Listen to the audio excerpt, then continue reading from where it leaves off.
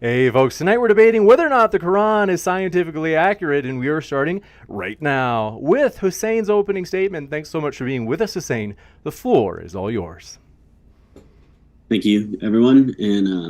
So the Quran has been praised by both Muslims and non-Muslims alike for its linguistic genius, as well as some scientific claims that were later found out to be true. Islam and the Quran has scientific miracles within the Quran and a true reflection of reality, and thus shows Islam's truth. We do not even need these miracles, as there's plenty of rational arguments for God in Islam. However, these are further signs of Islam's truth. Obviously, I, as a Muslim, believe that this is a sign of the Quran's divinity and hope to prove that to you all today as well. The Quran has stories and is mostly a guidance to humanity on how to behave. However, there are statements that are open-ended interpretation, and the Quran itself acknowledges this. Many of these interpretations are scientifically valid and reflect the real world. Atheists like Apus, however, consistently twist Quranic scripture and hadith, where there will be an Arabic word and has multiple meanings in order to make the Quran say a false statement. However, I'll be trying to put those to bed today and showing you the beauty of the Quran and the claims, because all that matters is the Quran does align with reality within some of these statements. So there are plenty of claims within the Quran and the reality of the world. I'm going to go over zoology, embryology, and cosmology with some statements. We can start off with zoology. So who's the first person to discover that female bees are the bosses and male bees are the workers? Some of you would say, if you did a Google search like I did, it'd be Johann Dizeron, which was a Catholic priest in 1845. However, actually, if you go back to the 7th century, Prophet Muhammad actually wrote this, and stated this within the Quran. So think about this. Did the prophet go to a field of bees, wear a beekeeping suit, observe the bees from afar, take notes, record it, do peer-reviewed findings like every modern person wants you to do? No, this only seems to have known by someone who is getting divine knowledge through God. So the quote from this is, "And your Lord Allah revealed the bees, build your hives and mountains, trees, in what they build." In another section of Quran, it states, "The Lord Allah revealed to the bees that build your hives and mountains, trees, and in what they build. And then eat for females from every fruit, and follow for females your Lord's enslaved paths from its bellies. Exit drinks of different colors, and it's healing for man." So these are signs that there's essentially the word used is the female version of a bee, and that's showing the accuracy in describing a female bee, which we now know that bees that are collecting the honey and working are actually female. A similar thing happened with ants as well. And again, keep in mind, these were recent discoveries. So worker ants don't have wings and are all females. And there's a quote with Solomon, "Until when they came unto the valley of the ants, and ants said, 'O ants, enter your home so that you do not get crushed by Solomon and his soldiers while they do not feel it.'" So if this ant had wings, it would have flown. However, it didn't have this option. So instead, its only option was to hide underground. And since it did not have wings, then it was definitely a female ant. And again, the Quran correctly addresses this ant in the female mode. So another example of this is with spiders. And then here's the irony: is atheists did actually used to use this as an attempt to disprove the Quran, initially saying that both male and female spiders build webs. However, both build webs. It's accepted within an arachnological literature that adult female spiders build the webs, while adult males only do web building that's required for courtship and sperm induction. So the Quran states, "The likeness of those who take to themselves protectors other than Allah is that of the spider. It builds a house, but the most fragile of houses is the spider's house. If only they had knew." Again, ask yourself, did Muhammad, while fighting a war against his peer who shunned him and forced him to flee his home, how did he discover this knowledge, when he was doing all these things and he somehow also had the time to do all these studies? So another miracle of the Quran is that the animals speak to each other and operate in some capacity similar to humans. The quote is, "There's no land animal nor bird that flies with wings who are not nations like you." we did not miss a thing in the book, then to their Lord they will be gathered. Atheists attempt, again, and Apos has done this himself, to use this quote to say they're solitary animals. Again, Ibrahim, when referenced in the Quran, was a nation unto himself. So ummah unto himself. In other words, ummah, which is nation. So embryology, again, this is a fairly recent field of study beginning in the 19th century. So you can rest assured that Muhammad, peace be upon him, would not have had access to the tools of the modern time to confirm any of these teachings or infer these facts.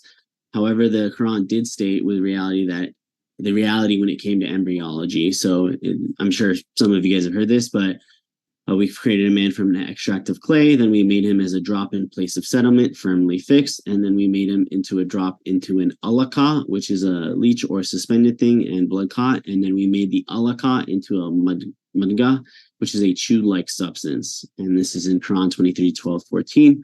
And then we have developed the semen into a leech. And then we've developed the leech into a lump, and then a lump into bones. And then we've cloned these bones with flesh, and we produced it into another feature. Most blessed is the Allah, the best of creators.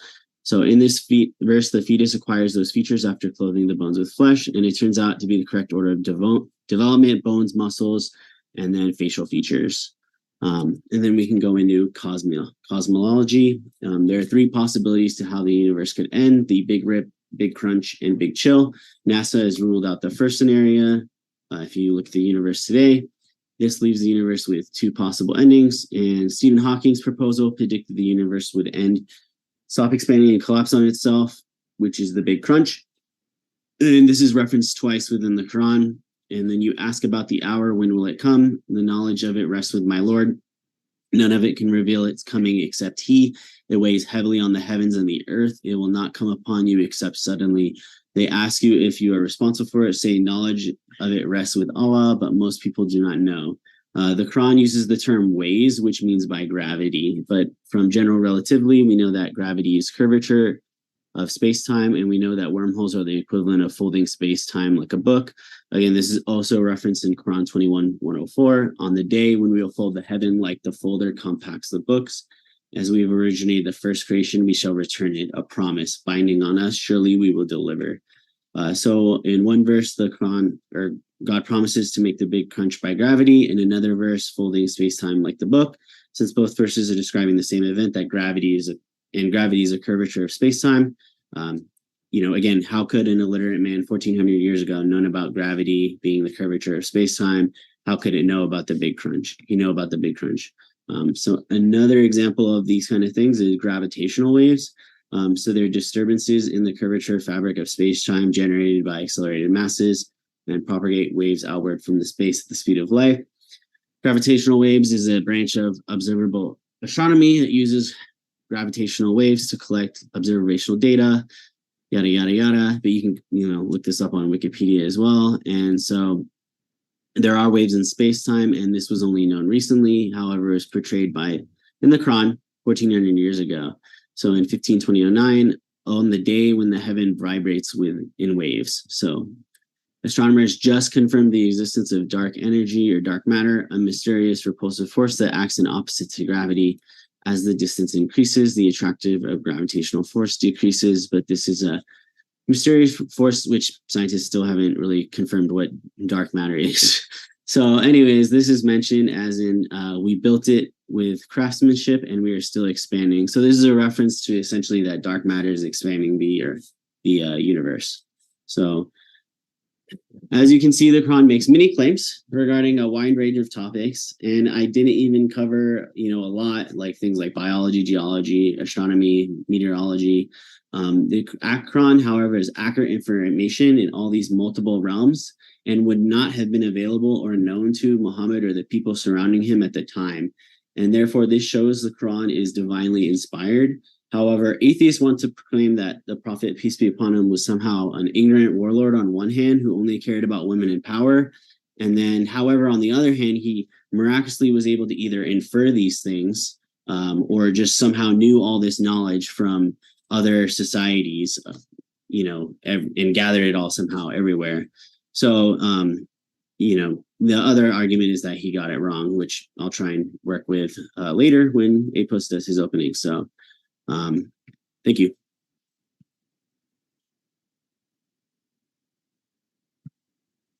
You got it. Thank you very much for that opening. And want to let you know, folks, if it's your first time here at Modern Day Debate, we are a neutral platform hosting debates on science, religion, and politics. I'm your host, James. We are glad you were here, no matter what walk of life you were from. And with that, we're going to kick it over to AP. Thrilled to have you here, AP. The floor is yours for your opening statement as well. Thank you so much. Just remembered I forgot to set a timer again, but once I have that here, I will start immediately. All right.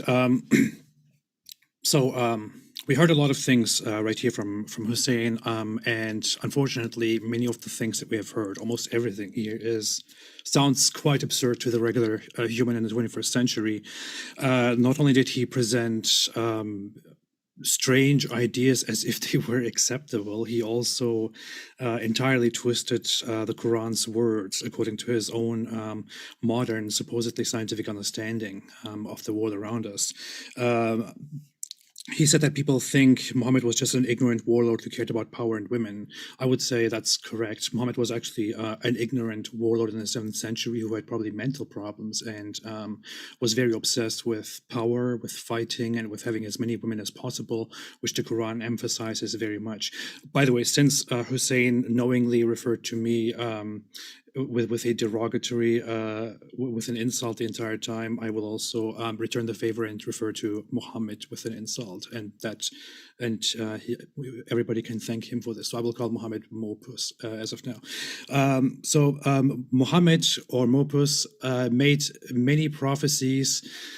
He himself said that Muhammad wrote the Quran or wrote something in the Quran on accident.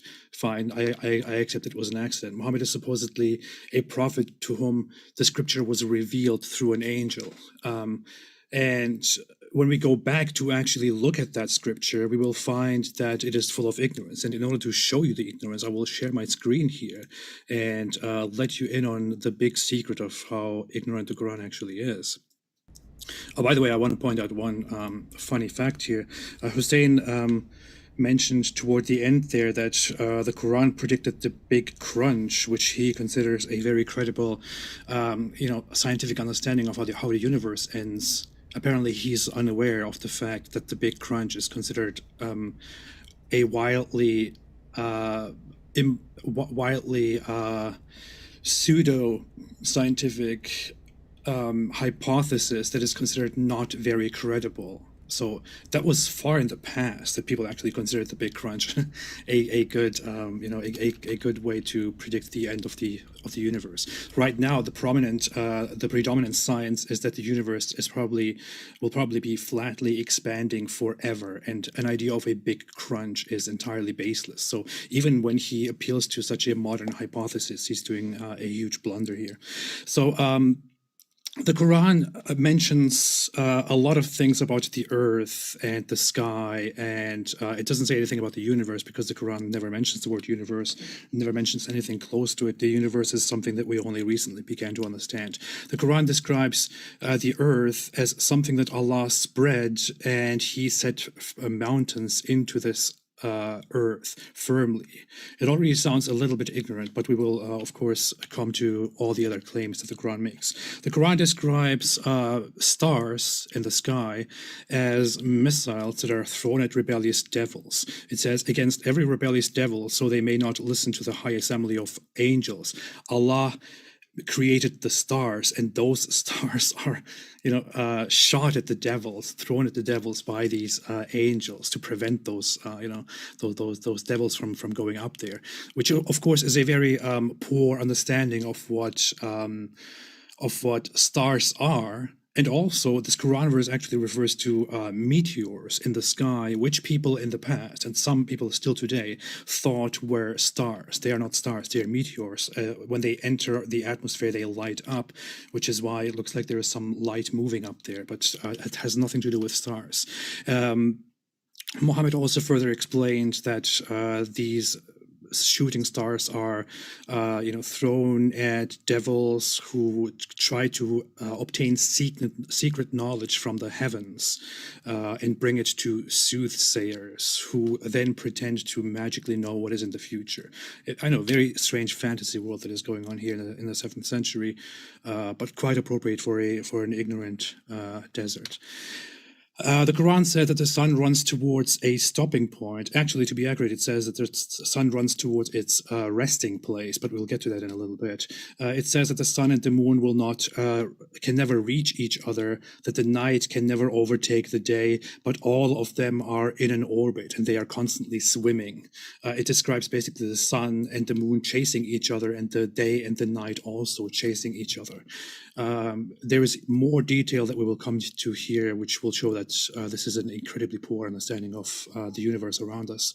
The Quran says, by the sun and its brightness, and by the moon when she follows him. So in this fantasy world, the sun moves constantly up there, and the moon is constantly following the sun. When in reality, we know that that is not the case. This is how people saw it in the past when they looked up to the sky, but in reality, it is the Earth revolving around the sun with all the other planets, and the moon is revolving around us. It may only appear to an ignorant eye as if the two objects were following each other. The Quran makes more ignorant statements in the same chapter where it says, by the day when it displays the sun and the night when it covers it. Notice how it says here, by the day when it displays the sun and the night when it covers it. The Quran actually, like many other primitive cultures in the past, was unaware of the role of the sun and thought that the day and the sun are separate things. The daylight comes and the sun happens to come with the daylight. It is just a blessing from Allah. And this is just one of the signs of that specific ignorance.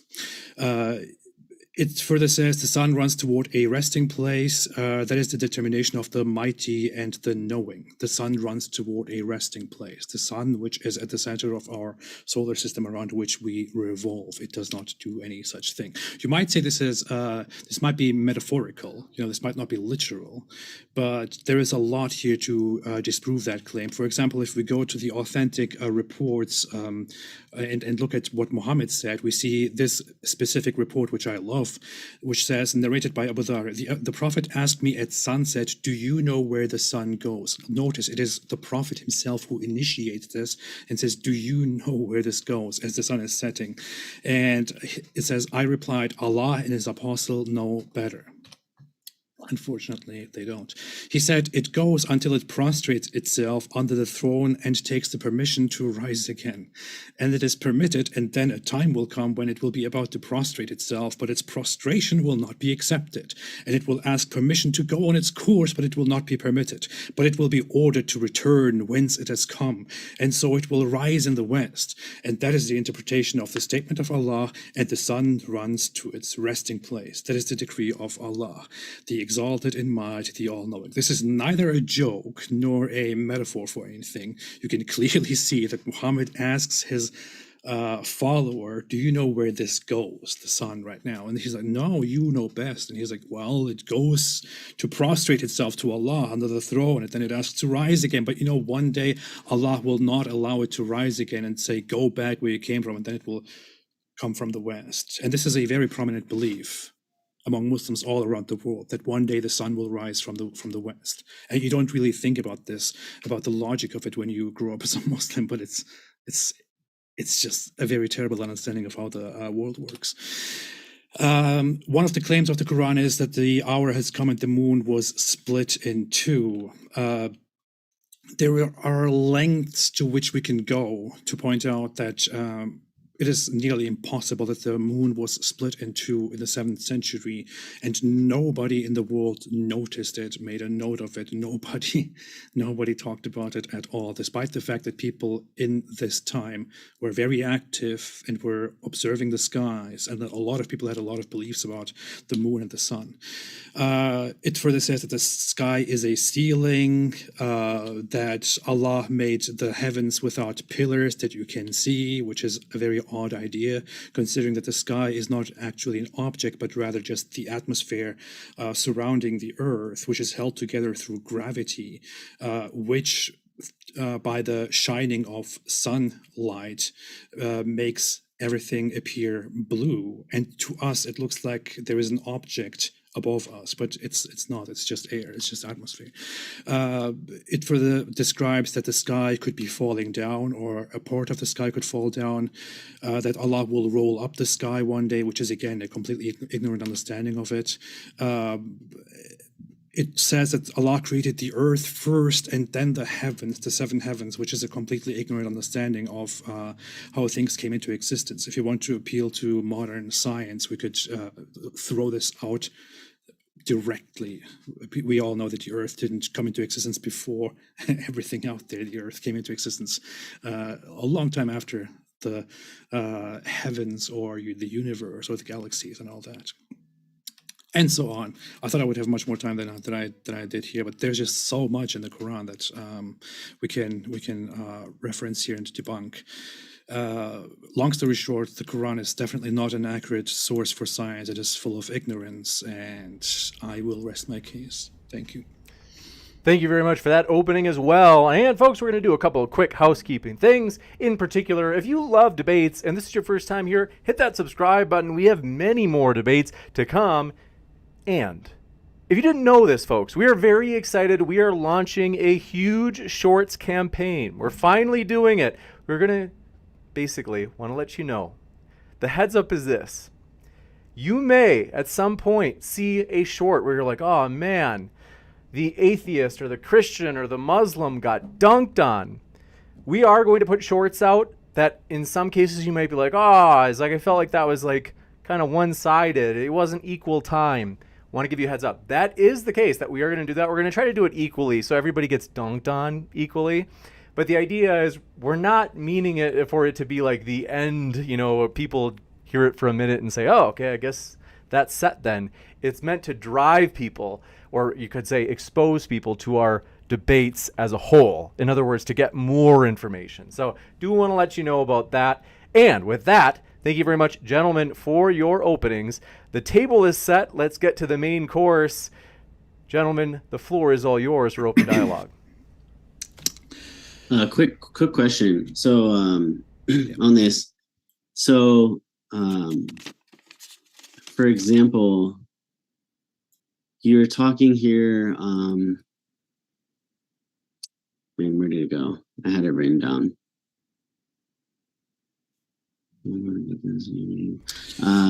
No, it's fine. What are you gonna say?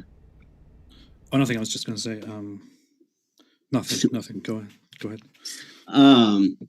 So you had mentioned that I guess some of the problem here is like Arabic translation, and I think you even had like a conversation with Muhammad Hijab on this, where Muhammad Hijab essentially said, like, if the interpretation can be made, the Arabic word can be, because a lot of Arabic words have multiple meanings, can fit with science and is correctly used that way. And there's even like precedent of people who are doing like tafsirs or exegesis on this. Why is there like any problems, I guess? Like, because a lot of what you said, to be honest, is like, there's been like refutations on YouTube like done on it. It doesn't really matter if there are refutations of it or not. I mean, we are sitting here discussing whether the Quran is scientifically accurate or not, and we can go back to the Quran, look at all the things it says. I haven't seen any refutations so far by Muslim apologists or scholars which completely explain these giant errors away. It's not a translation issue. There is no translation problem in any of these things that I've provided. Even the verses that I've put on the screen are all taken from Sahih International, as far as I remember, maybe with some exceptions, which is, by the way, a highly respected and certified translation of the Quran. And none of this is, the translations are not disputed. They are mostly vastly accepted. If there is a specific verse, a specific translation, a specific issue that you have, please bring it up and we can discuss it. Well, yeah. So for example, one example would be that you implied in your video and like scientific mistakes of the Quran, like that this Quran is saying that the earth is flat. And it's there's a bunch of quotes where it's saying that we've rolled out or smoothed out the earth. But with the word it's specifically using is implied that you're wrapping it around something that would be spherical. And then even like Ibn Tamir, who's a literalist, he literally does think the Quran has any metaphor, has actually argued that the world is round based off the Quran. So well, it's weird that you're implying that the Quran says the earth is flat to push a narrative, and then you have Ibn Tamir saying that a literalist saying that it's round based off the Quran. Well, first of all, I don't remember bringing it up today. So during our debate, I didn't ever mention that the Quran described the earth literally as flat. That might be something that I referenced within a broader context, by bringing together a lot of evidences in a different video, but today I haven't done that. If we want to reference Ibn Taymiyyah, who is a very late Islamic scholar, relatively speaking, I could go back to other Islamic scholars who have argued that the earth is flat. I mean, a contemporary of almost contemporaries are the Jalalain, who said that the earth is definitely flat. And I mean, in their tafsir, the two Jalals, they say that it is the opinion of the scholars that the earth is flat, whereas the opinion of the astronomers is that the earth is round, and that is false, although this does not go against the fundamentals of the faith. That's what they argued, for example. Why don't we accept their view and instead go to Ibn Taymiyyah, just because Ibn Taymiyyah's view agreed with those who thought the earth was spherical, which they adopted from the cultures they conquered, by the way. Well, but that's the Quran literally tells you to go and investigate the universe, that the earth, and the earth and the world that was created through Allah's power. So when we're doing that and we're rereading the Quran, I mean, there should be no problem with updating our knowledge. Then why does the Quran make clear claims and statements about the world around us, which are obviously false? Well, for example, you never reference the the issue with ants and bees and stuff. Like, you always go immediately to something that is Do you want me to reference them? Do you want me to reference them? I think they are ridiculous. So how is it ridiculous that so did Muhammad back then? You mentioned ants talking, for example. Spiders are female. What, spiders are female? Okay, what do you spiders are female, ants are female, and bees are female, right? Okay. Can you very briefly mention what exactly you based this idea on, that they knew that they are female? So it's using the specific female word or female, how in Arabic you can use a gendered language, right? So you can use a male or female. Yeah. So it's using the female version of an ant. Okay, fantastic. I want to ask you a question. The Quran refers to the moon as a female and to the sun primarily as a male. And it even uses, the he and she in the he for the sun in the Arabic, although it could refer to them differently. Why does it do that? Does it mean that the moon is female and the sun is male? I mean, that's probably just allegorical. I mean, it's just saying. So that is allegorical, but the other is not. Why? No. Why? Because it's saying that the female ants work. And it's true. It's literally true. I mean, you have nothing to say against that. Do you want me to? This is ridiculous. So, in one case, it's not ridiculous to me. In one case, when it doesn't fit the narrative, you say it's just allegorical. In the other case, when it does fit the narrative, you're like, "Oh, look, this is a miracle." The Quran literally states that, though. What does it state? The Quran states that some things are allegorical and some things are literal. And you can take as allegorical and as literal whatever you want based on what. It's not whatever I want. It's people will research into this and look into this. I think the case has already been closed here, to be honest. So you talked about ants communicating. You said that the Prophet Muhammad knew that ants can talk or communicate. What is actually happening in the Quran is that the Quran mentions Solomon interacting with ants, or Solomon coming, and one ant exclaims to the other and says, quick, go in hiding, because Solomon is coming. So what is actually happening here is that the Quran is not mentioning that ants communicate with each other. It literally describes the ants speaking words such as, that guy is coming, come on guys, go hide, which is nowhere close to how ants in reality communicate. They don't really communicate. So it's really weird that they just give signals to each other. much like other atheists, like whenever this stuff comes up with the Quran, they just purposely, literally do this with it. So if I say, "Hey, ants talk to each other," right, and we're in layman speech right now, okay, you would understand that I'm saying ants communicate, and then all of a sudden, like if they're poetically doing it in the Quran, you have a problem with it, and you're like, "Oh, it's wrong," because if you that's came what and you're said to doing. me, if you came and said to me, the ants talk to each other, they say, "Hey, go to this place and do that," I would say, well, not really. I would say they only send each other certain signals and leave scents behind, which other ants then follow to get to a certain place. To say the ants talk to each other and say, "Hey, Solomon is coming, and go into hiding, go this and that place," that is just a mythical, rather ignorant understanding of how ants could communicate. And I don't have an issue with this. I don't see that as a as a huge scientific mistake, because it's just one of those ideas. Maybe in the Islamic understanding, ants can actually somehow talk to each other, but we can never know this. But there is no miracle in this, because this is not something that we have verified through science. There is no such thing. Okay, what about the fact that, so same thing, so with like the female spiders, they're the ones who produce the houses, right? So that a web isn't literally a house, right? But would you do the same thing there then? You're like, "Oh, it's not a house, like No, it's wrong therefore." we already talked about this. We already talked about the female and male thing. I asked you a question about the sun and the moon, and you said that that is somehow, that there somehow it is not a miracle. There somehow it is allegorical. I mean that case is already long gone. It's long closed. I don't have. You mentioned another thing.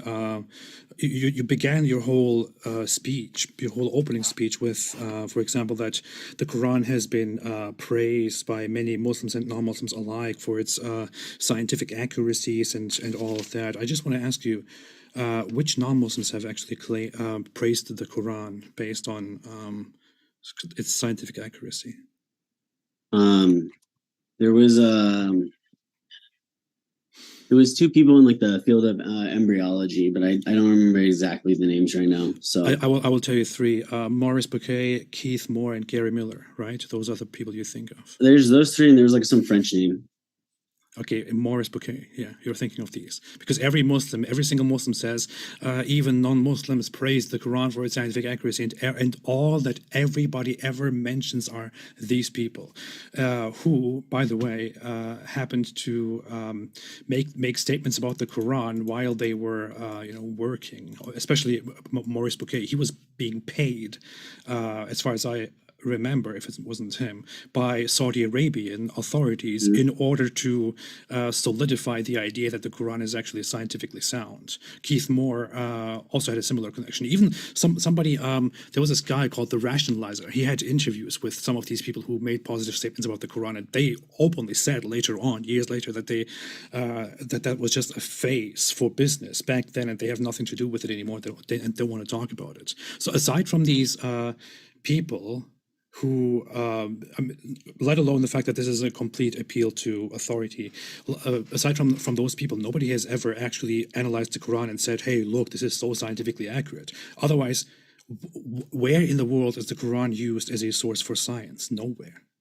What do we take from the Quran and say, "Look, the Quran describes this scientifically accurately. It has helped us understand something"? Nothing. Okay, I mean, I would not agree, because obviously tons of Muslim, after the Islamic Golden Age, like using the Quran and developing the new modern scientific method, like the whole new modern science enterprise is built on a Muslim. So to say that, oh, Islam and the Quran isn't contributing at all, when essentially Islam like revitalized philosophy, arts, engineering, so many practices, and you're just going to discredit it and say, "Oh no, nothing to do with Muslims and the Quran." So when we talk about the Industrial Revolution, when we talk about the printing press, all of these things, do you say that these things were all brought by Christianity, and we can thank Christianity for modern science, for the Industrial Some of them could be, Revolution, yeah. these things? Some of them could be, yes. Okay, but that wouldn't be accurate. People don't do that. So, because these are Why things not? that were not. If Christianity was the inspiration for some of the people getting involved in it, then I don't see any problem with giving them the credit for that. Well, To be fair, the printing press was driven by the Christian desire to spread the Bible, for example. Okay, yeah, so that's a good So kudos to Christians, guys. It's a good thing. Here, the issue Yeah. is when it comes to science, you are basing this whole idea that the Quran contributed, that Islam contributed to science, on the fact that scholars in the past, in a very distant past, actually researched and contributed to science, to be fair, when the Western world, for example, was engaged in a lot of useless things. Yes. What happened after does that? Does that mean that Islam or the Quran actually contributed to this? Does it mean that is the source? Yeah, if they're doing it for a religious reason, or they're doing it to investigate the earth based off the Quran and Islam, then yes. Okay, I see no problem with it. But I already mentioned a phrase to you from. I already mentioned a phrase to you from the Tafsir of Jalalain, which says that the astronomers believe the Earth is round, while the Islamic scholars believe that the Earth is flat, and the Islamic scholars are correct. Yeah, some of these scholars debated, and even at the same time, they came to different conclusions. So I don't see a problem with it. So one was just wrong. Yeah, so I don't see how Islam contributes to this, because we have people who join Islam, cultures which Islam conquers, and in those cultures, people come out and research to find out stuff about the universe. Mm-hmm. Does that really mean that that this is the Quran's work? No. Again, the idea here is the Quran did not reveal anything new about the world. The people, based on their idea of finding out the truth, went out and researched and came to findings. So I have another one. So Quran in 53, 45, 46, it talks about how sex is determined by the sperm. Where does it say that? Quran 53, 45, 46, it talks about how the sex is determined by the sperm. It doesn't, but let's see. 53. Yeah. 45, you said. Let's look at the source, right? He creates 45. 45. And he creates two mates, the male and female, from a sperm drop that is emitted. Yeah. How in the world does this say that the sperm decides? So then someone has to investigate it, and they determine it's true. So who investigated this and found out, oh, look, the Quran says that the sperm determines this? I'm sorry, Arab and Muslim countries were being bombarded and colonized, so they didn't get a chance to do all the work for you. But that's not like an argument against Muslims or the Quran. Well, we can continue. They didn't get to contribute as much yet. We can continue crying here, but it wasn't me who actually made that claim. You just made that claim. You just said that that the Quran presents this idea, and this somehow gave people the true knowledge that us as Muslims, I don't necessarily need to investigate it. I can just take it as fact. However, the Quran doesn't say that to inquire about the world, so I should do that if I have the opportunity. But again, if my country's being ruined and bombarded, bombed, colonized, like I don't have the opportunity. That's very, very sad. Why is this happening? Yeah, I know. Yeah, so sad. I'm not trying to cry about it. I'm just saying. That's why we cannot. That's why we cannot find out. Please, let's leave this whole demagoguery aside. We all know very well how Muslims treat each other in Muslim countries and how they treat non-Muslims in Muslim countries. If you want to debate that, we can have that. You got some trauma about that. We can have that. We all know about your Muslim apologists and scholars who say that people like us should be killed and we are pigs and I never said that. all that. Well, the Quran says it, and your apologists say that too. But back to your whole claim of Quran 53 verse 45 and 46. It says he created two mates, the male and female, from a sperm drop when it is emitted. None of this indicates that the sperm actually determines the sex here. It just says that the sperm from sperm, God creates, or Allah creates, humans, male and female. Is anywhere in this statement the knowledge found that the sperm is what determines the sex, if they will be male or female? No. Just logically speaking, just looking at this at the wording here, there is no such thing. You are just reading into it. Okay. I mean, there's plenty of people who did talk about this, so that it could infer that. So, and then it came out to be true. So, like a lot of these, there's been multiple interpretations. I mean, in a way, the problem for you would be that there's going to be, and there has always been, multiple interpretations from Quranic scholars on this since 1400 years ago, trying to explain the possible meanings of these verses. And every verse in the Quran can be interpreted in a certain amount of ways. There's a scope, there's a range, okay? But it doesn't necessarily, like, you interpreting it in a backwards way to try and disprove the Quran doesn't disprove the Quran. All right, then let's get to the things that I mentioned here. I mean, I put so many things here on the screen and also, talked about them and read them. If we want to talk about interpretations, let's talk about it. I said that the Quran says the missiles were created as protection against rebellious devils who try to ascend and steal knowledge from the high assembly of Allah and the angels. How exactly do you interpret this differently? So this came up with the debate with Matt, and this is a supernatural event it's describing. So you're making a claim on something that is metaphysical. So it can't be scientific. It's not scientific. It's a mistake on your part. Okay, Muhammad clearly mentions in the authentic hadith that when they see a shooting star, he mentions that this is devils trying to snatch secret knowledge from the heavens and bring it to the soothsayers, and shooting stars were made to shoot those devils. Why is Muhammad making this explanation? And if this is talking about something which we cannot observe, why is the Quran talking about stars in this case and saying that stars were created to shoot at rebellious devils? Why is it there? Are stars thrown at rebellious devils in a metaphysical, metaphorical, unverifiable way, or not? Yeah, so I mean, again, this has been talked about, but so there's stars, they're called lamps that emit light. You're using the word stars, but they're called lamps, which have been adored and are missiles to stone the devils with. So they're a beautification of the nearest heavens to be thrown at devils, and aligns with people, stars that can be guided. So a lot of people have interpreted it to be allegorical. So, well, it's a very futile attempt. I have seen people who have interpreted it so. Mohammed Hijab, you mentioned earlier, he said this is something we just cannot verify. It's, what are you going to do? That was his explanation. That was his way out of it, because there is no real way out of it. It talks clearly about stars which are in the sky at night to beautify the heavens. And some of those stars, which are not small things, they're huge objects like our sun, which is a star, are supposedly thrown at rebellious devils who try to go up there. How in the world does this make sense? Yeah, just using the word adorn just means that it's pretty or beautiful. Like, it doesn't mean that it's necessarily referencing its size. So I don't see a problem with using. What does it have to do with anything?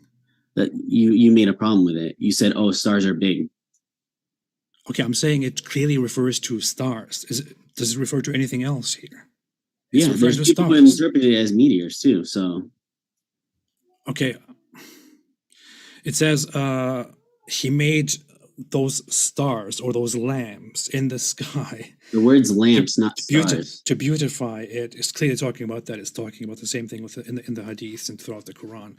And some of them were made to be thrown at rebellious devils. Are stars in any way thrown at rebellious devils? Okay, you say no, and it's so absurd to you that you can't get out of it. So you resort to metaphysical things.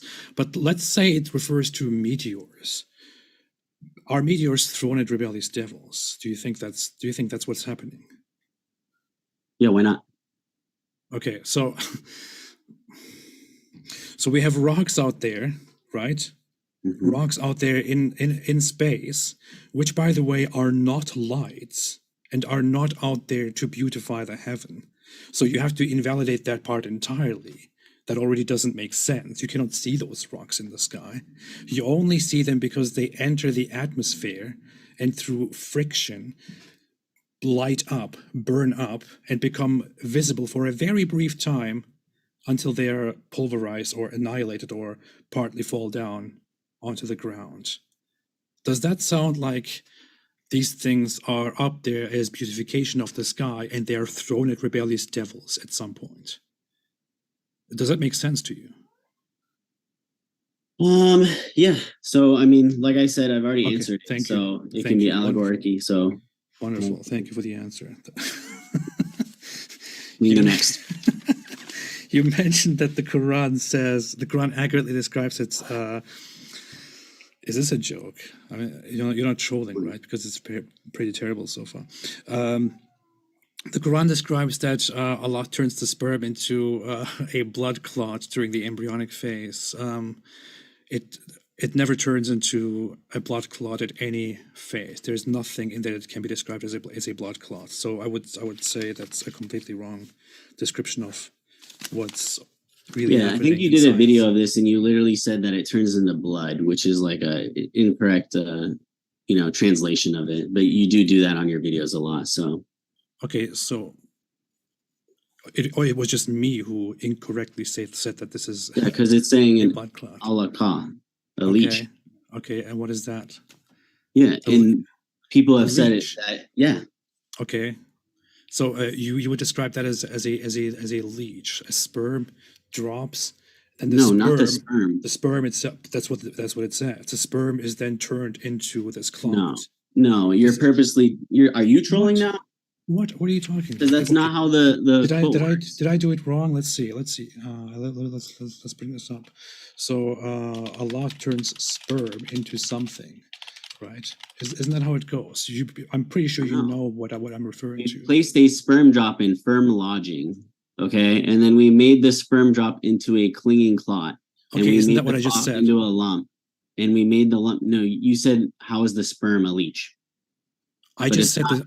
The leech part is not a reference to the sperm. Didn't I just say that the sperm is turned into that? Isn't that what I just said? No, you okay? Unless I misheard you. Maybe I misspoke. I don't know. I'm sorry, but I'm pretty sure that's what I just said. I'm pretty sure I just said that the sperm is turned into that. But is there any point in embryology where something looks like a clinging clot or a leech, or where it acts like it? There simply is no such thing. That doesn't come in any way close to what is happening during any of those stages. Yeah, embryo at 24. You haven't seen any of like the photos or anything? I mean, am I allowed to show my screen? Go ahead. Like there's literally memes on this. I mean, I don't know how he's not.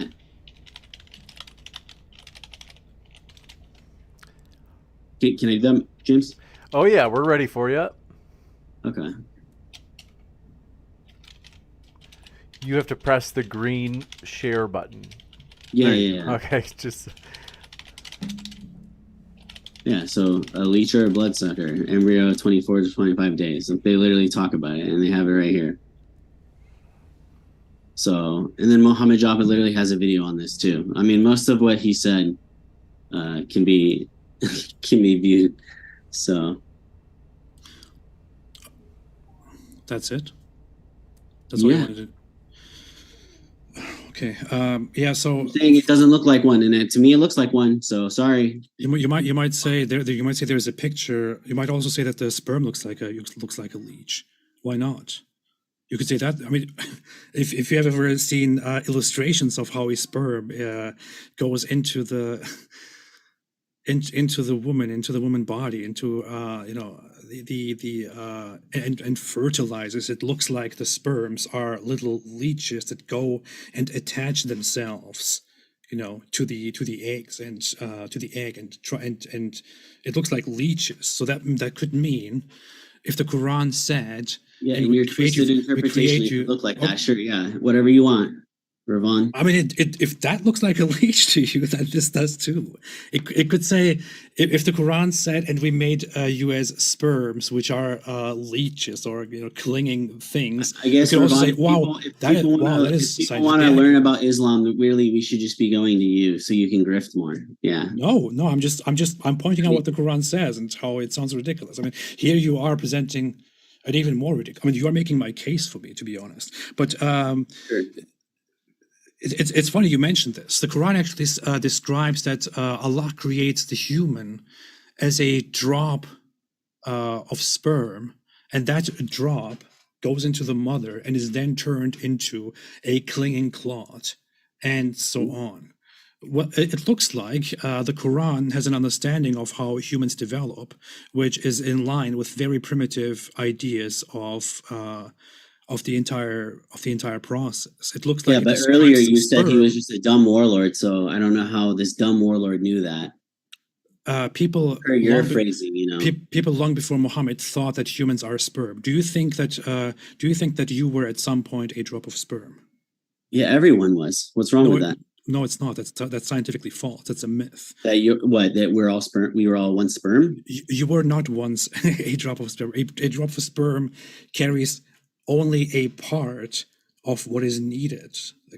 I mean, you know how Yeah, of course. chromosomes come It's a together, mixture. right? It's a mixture. It goes into it Yeah, fertilizes the a woman. female's required, Ravon. I know how Yeah. sex works. So Yes, yeah. So it Okay, cool, thank you. the sperm actually fertilizes Yes, of the course. woman, and from there the human begins developing. That little drop of a sperm is not a human. You were never that little drop of sperm.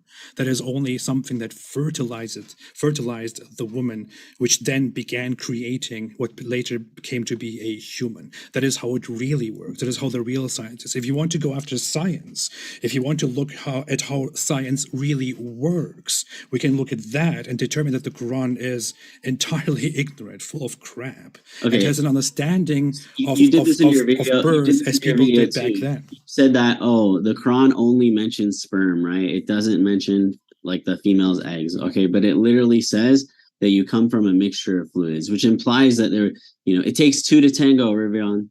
I mean, I don't know about you, but if you wanted to procreate, it takes a female. So yeah, very, very, very interesting. How could somebody in the 7th century have known that a male has fluids and the woman also has fluids when they interact with each other, and they somehow you could say this is a scientific miracle. That's fine, sure. Yeah.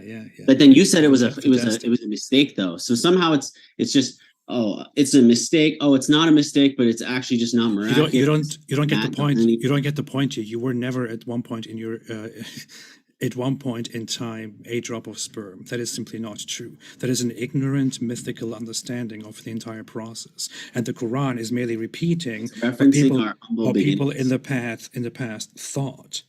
Because the Quran is ignorant, because the Quran is a product of human beings in their time who had an ignorant understanding of the world around us. I mean, you are completely ignoring all the other stuff that has been brought to the table here today. Yeah, so you mentioned that the sky, the sun, and everything. Yeah, sky, right? I get it. So in one of your videos, and as well earlier, you said, for example, like you have the protective layer comment, and then you have a comment on like sky is a solid object. So how did Muhammad travel through the sky if the sky was a solid object? And then on the protective layer thing, so there's an interesting conversation to be had there. So like, for example, are condoms protective? Condoms protect. Yeah, so they aren't 100%, protective, for example, just like the sky isn't always protective of us and meteors can get through, but it doesn't mean it's not protection. So how does this disprove the Quran? Okay, does the Quran say that the sky is protected, or does it say that the sky is a protection? Yeah, it's a protection, yeah. It says that the sky is protected. A protective layer, yeah. It says it is a protected layer. Yeah, it's a protective layer. It says it is a protected layer, not a protective layer. Okay. Or it is a protected ceiling. Sorry, a solid protected ceiling. If you want to correct me here, please go ahead, but I'm pretty sure it says that it's a protected ceiling, not a protective layer or anything like that. And that is, again, I'm sorry, completely inaccurate. Okay. Yeah, it's not incorrect. So I just asked you, are condoms protective or not? Yeah, which has nothing to do with the actual question because it does. Because those are two different things. Okay, so Kenny Bomer and I also referenced this in our prior debates, right? We said that the sky is a protective layer, right? Okay, and that it does, there's literal NASA scientists as well, and a bunch of other people, they've confirmed that the sky protects the earth, right?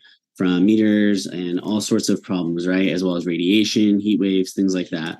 Okay, so that is a protective layer. You went on and you've gone on prior to say that it is not protected because a meteor could get through. But that's the same, to use an analogy, a condom, right? If you wore a condom and it protects you 99% of the time, and then one time it didn't, no one would go around saying, oh, condoms aren't protected. Okay, I have bad news for you, Hussein, here. You keep saying that the Quran says the sky is a protective ceiling. Yeah. It doesn't say that. In Yeah, it Quran, says chapter it is 21, a verse protective 32. ceiling, and yet they turn away from our wonders. It's a Yeah. protective roof, and a bunch of, again, a bunch of people have used this and interpreted this in the past to say that it's a protective layer. But again, you want to say, oh, it doesn't say that. Okay, it says that the ceiling. Okay, audience, guys, it says. Hey, listen. It says the sky is a protected ceiling. Word for word. Does that mean to you the sky is a protective ceiling? So, as in the sky protects us from something. Are those two things the same thing? Yeah.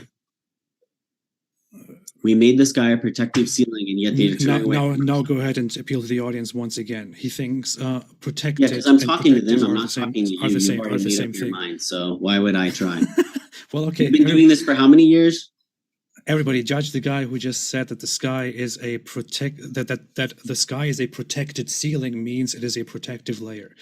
Makes no sense. The two things have nothing to do with each other at all. The Quran literally says that the sky is a ceiling, which Allah built a building which Allah built above the sky. It has no rifts, no cracks, and Allah holds it up so it doesn't fall down, which is already an idiotic description. Nothing holds it up. Nothing needs to hold it up.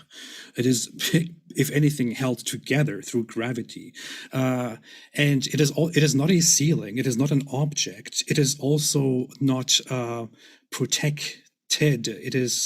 It protects us from a lot of things, which the Quran never references and never says. Those are entirely different things. Don't conflate them with each other. The Quran is scientifically ignorant about this.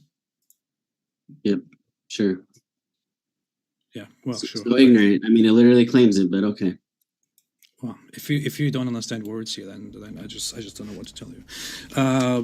Furthermore, it says that the sun has a resting place. I also presented the whole perspective on this from Muhammad himself, who says that that the sun actually goes somewhere at night and prays to Allah, and then asks to rise again, and Allah gives. What do you say about that whole fable? The sun what? Do you not hear what I just said? The sun travels somewhere to its resting place, or goes and worships under the throne of Allah and asks for permission to rise again.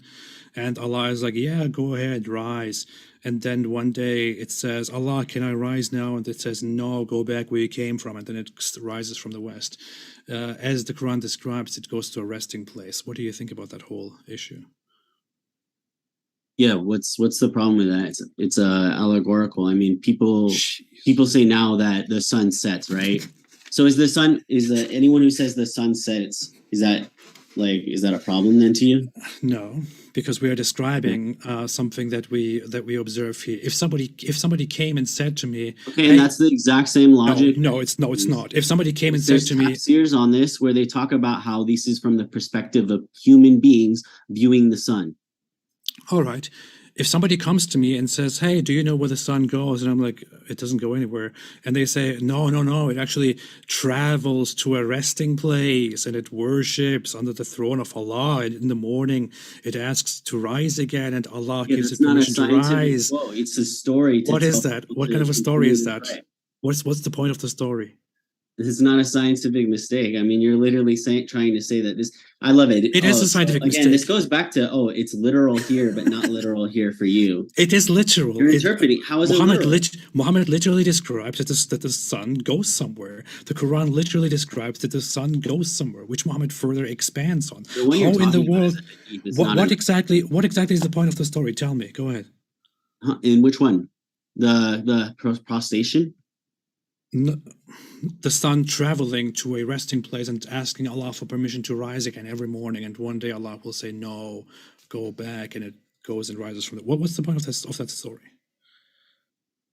Yeah, so again, many people have said that it fits the heliocentric model. They've talked about this. They said that when it's rising, it rose, it's inclining away from their cave on the right, and when it sets, passing away from them on the left.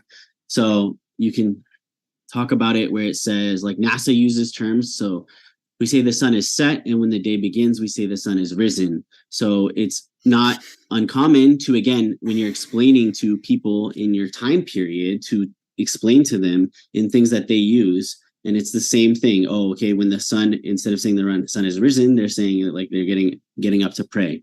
So it's the same thing. Everybody, if you have understood what I actually said, which Hussein did not understand, please say I understand in the chat. Thank you.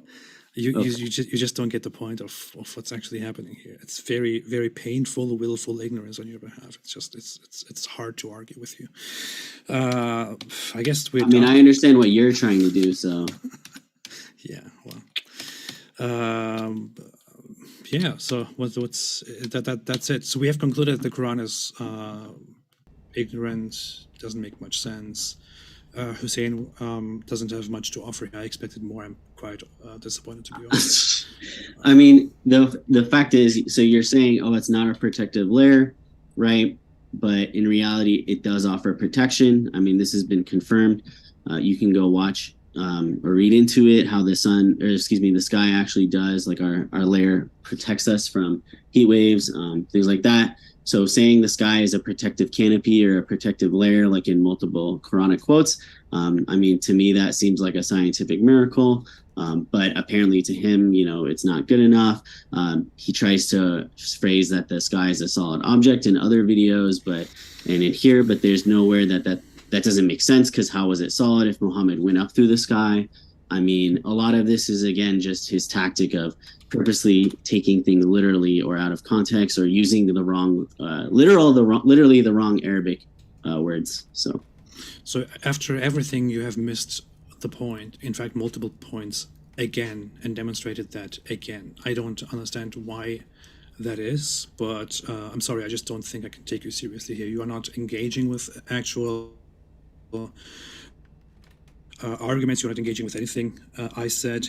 You're not honestly discussing the actual topic, instead going to these rants on what I'm actually trying to do, which has nothing to do with our topic here. I think we are. Well, you said the sky has no cracks, and no one ever claimed the sky was solid. Like you say that, but where in the Quran is it implying that the sky is solid? That's your interpretation. You are projecting. So me calling that out is not me being dishonest or not engaging. That's literally what you're doing. You said, "Oh, the sky has no cracks," but nowhere in the Quran does it claim that. So I don't see how the Quran says. The Quran says the sky has no rifts. That's what the Quran says, implying that it could have rifts. The Quran says that Allah made the heavens without pillars that you can see. Allah holds up the sky without things that you can see. He made the sky a ceiling, a protected ceiling, a canopy, and He will fold up the ceiling one day. I brought this up, all of it. It says Allah will roll up the heavens as a scroll. All of this implies that the sky is an actual thing, an object, which is simply not true. Okay, the heavens are a thing, right? They're a protective layer. So it doesn't mean that they're solid, though. And they could crack. That's not a problem. No, they could.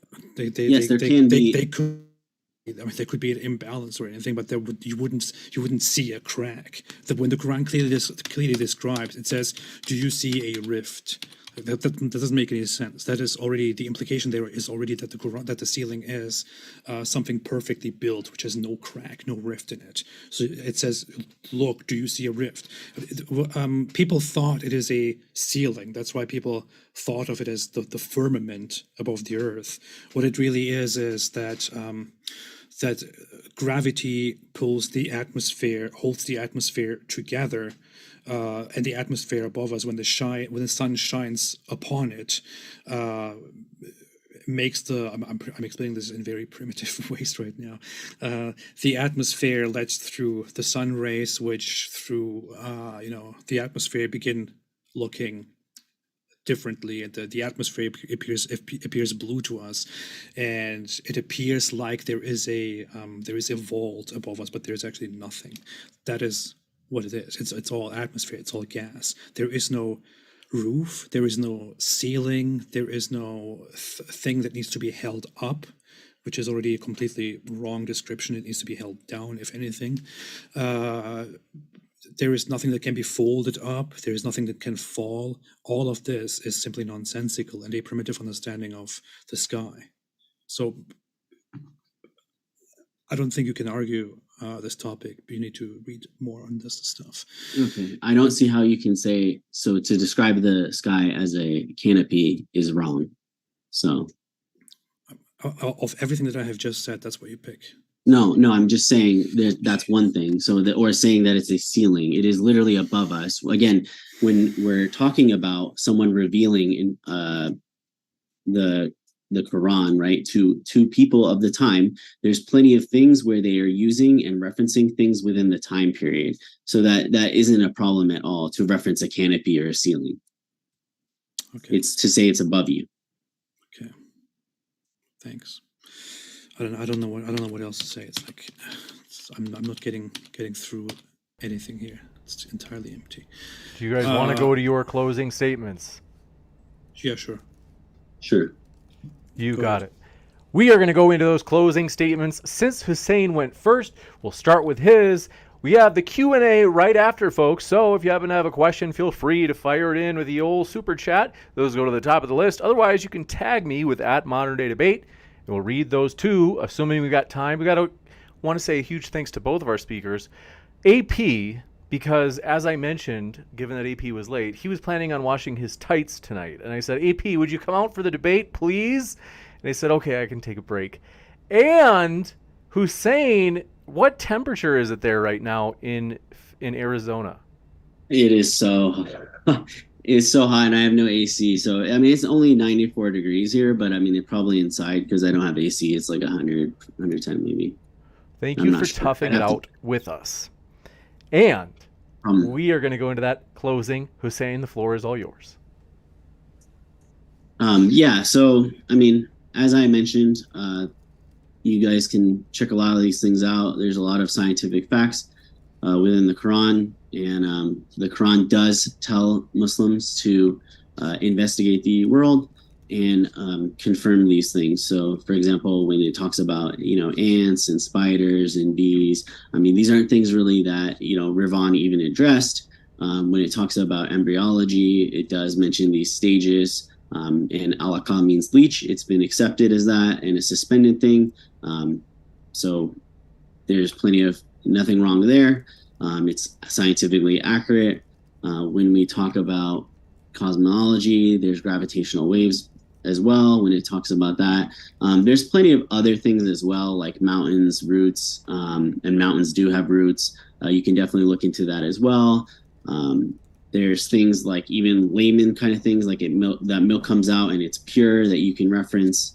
So pretty much there's plenty of facts that reflect reality. And as much as to atheists and Christians who want to essentially misinterpret things, there's plenty of apologetics that you can look into explaining why these are essentially the wrong interpretations, or they're purposely using the wrong words. So Thank you very much for that closing. We'll kick it over to AP for his closing as well.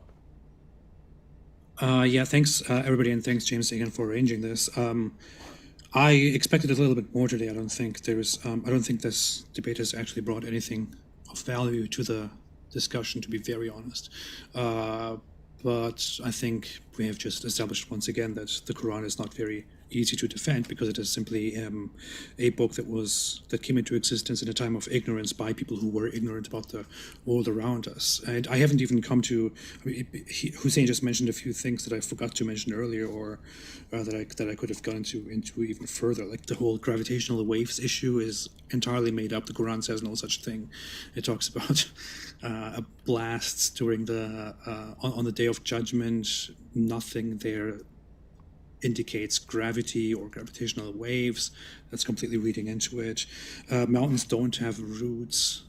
Some mountains have buoyant things that maybe that they describe as roots, which are not actually really roots in the strictest sense, like plants, for example. And that's not true for all mountains. The Quran says mountains were placed firmly into the earth, which is not what happens. Mountains are part of the ground that we walk on, which clashes into each other and elevates each other and itself, whereby mountains form. That is also a huge scientific mistake, which I mentioned in my scientific mistakes demonstrations, and so on. I mean, we can talk about this forever. Unfortunately, Hussein did not engage with the actual topic and with the things I brought up, and his defense of certain scientific mistakes in the Quran and his explanation of scientific miracles in the Quran, I can't take them seriously. I don't know. I don't know how else to say this without being too condescending here. For which, by the way, I shouldn't have any regard, considering that he already started with insults from the very beginning. But I think, yeah, it's been established the Quran is scientifically entirely false. If anyone wants to have a discussion and debate on this in a serious manner to be more convincing, please engage with it. Please engage with me. Happy to be here. Thanks. Thank you very much for that closing. And in fact, I agree. I want to say, folks, in the live chat right now, I am putting my email. If you happen to be a Muslim debater and you're like, hey, I'd be willing to come on and make the case for Islam, or maybe you want to in some way attack atheism or Christianity, whatever it is, let us know. I'm going to put my email, like I said, in the chat right now. We always want to give people a chance to make their case to the world, and we want to give them a fair platform to do it on. So with that, we're going to jump into the Q&A. Thank you very much for all of your questions. And like I said, I pinned my email to the top of the chat right now. So this first question coming in from Mojo says, a question to Apostate Prophet. I am an ex-Muslim. Says, how do you interpret the embryology being called a leech and sounds accurate, even if almost everything is unscientific? I wouldn't say that it is considered that it is close to accurate. First of all, thanks for the question. I mean, it says a clinging clot or a clot, something like that, which is not a miraculous statement in that time. People had a much more accurate description and understanding of embryology long before Muhammad's time in Greece, in China, in surrounding cultures which were far advanced beyond the Muslim Arabs of the 7th century. I don't think there's anything remarkable about this at all. You got it. We'll jump to the next question. And folks, want to remind you, if you haven't yet, hit that subscribe button. We have plenty more debates coming up in the future. You don't want to miss out on those. And this one comes in from Malavia. Thanks very much. Says, hey, James. Hey, Hussein. It was nice to meet you at DebateCon 3.1. AP, you're not here yet, but I hope to meet you in the future, too. That was an early one. This one, thanks very much. Appreciate that, Malavia. Lost Fan says, no question, just saying I love. Oh, we read that one at the very start. We got that. We got you covered, Lost Fan. ES1002 says, AP, moon error in Quran, chapter 10, verse 5. That's the one that talks about the sun being a light and the moon is also a light. I included that in the past as scientifically inaccurate, but I'm not entirely very, very strong on that whole point. I mean, the Quran describes the sun as a bright light and the moon as a light, where the moon is just an object that reflects light from the sun and therefore appears shiny. I don't know if you want to take that as a scientific mistake or not. It's just, I don't think it's an incredibly strong one. But yeah, thanks. You got it. Thank you very much. Sid Dave says, Quran also... Oh, wait. By the way, Hussein, if you wanted to respond to that, I want to give you a chance to give a response if you'd like to. So if I roll through these too fast, feel free to interject. I'm not sure about that one. I haven't looked into it, so... You got it. Sid Dave says, Quran also says that horses, donkeys were made by Allah for humans to ride and decorate. How smart by Allah, they say. They say probably never anticipated cars and planes. I mean, that's probably for me. And again, this is talking to the people at the time, so I don't understand how that is owned. But This one coming in, we call it a dunk around here, dunking. Yeah, on no, people. excuse me. This one from Milahan Philosopher's Corner says, "Members hey, rule. Thanks for your support. We appreciate that." Lady Firebrand, thanks for your support. Says, "Suit appreciation." I got to give credit to Hussein. At the start, I had a navy blue. I said, "I don't like this. I don't like." He said, "It's because it blends in with the background, James. You have to put on something different color." He was right. So anyway, that was probably smart. Yeah. it's way better. I was like, oh my goodness. Hussein is like fashionista. I have got to say, Hussein, people have asked. They saw your debate with Matt Dillahunty on Modern Day Debate at DebateCon several weeks ago. They said, "Are you an emo Muslim?" I hate to put you on the spot and make fun of you like this. Is there any truth to this? I apparently I did not beat the emo Muslim allegation. So Is it just the hair? Is that folks? I think it's in just chat, the hair, but I mean, I can't. This is just how my hair is. So I don't know what to do with it. I mean, I cut it shorter, right? And it's still so. Well, I think it's tremendous. We're going to jump into the next one. Thanks very much for your question. XXWLZXX says, Islam says that semen, like not the travelers, but they said, is stored between backbone of man and the rib cage of women. Quran also says there are 7 earths. Some tafsirs, let me know if I pronounce that right, say they are flat, with a whale being under the last flat earth. So the whale thing's actually a fabricated hadith. So and then what was it? The first one, he said the semen between the backbone and the ribs. Let me have this actually. So there's been like 3 ways of looking at this, even from like the original like debate about it. And so it's fluid, not sperm. It's and the semen vesicle is essentially between the backbone and the ribs. And then they talk about that. So it's using it as a reference point. And someone else has also mentioned that essentially it's like saying our head is between our shoulders. Just because it's higher doesn't mean it's not between our shoulders. So that's another way to think about it too. So. You got it. Thank you very much for this question coming in from XXWLZXX says, Quran also says Earth created before the universe.